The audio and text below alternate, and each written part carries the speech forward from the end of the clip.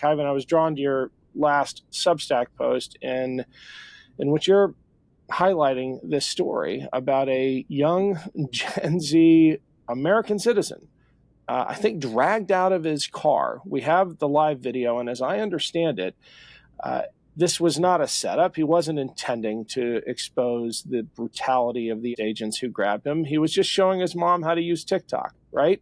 And he pressed live as soon as he realized what was happening. And that's the only reason there's any accountability at all for this story.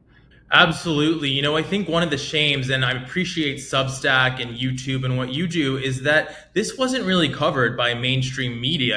This happened back in May, and it really only circulated recently, and I was able to share it and it got some traction. But it's so much worse than, even how you laid it out, right? These cops in that video are laughing about this situation. They tell an 18-year-old American citizen, you have no rights. They laugh about some bonus, a $30,000 bonus they're supposedly going to get for engaging in this behavior. By the way, the American people absolutely deserve to know what they were talking about in that clip, what has been offered to these folks to racially profile and terrorize US citizens.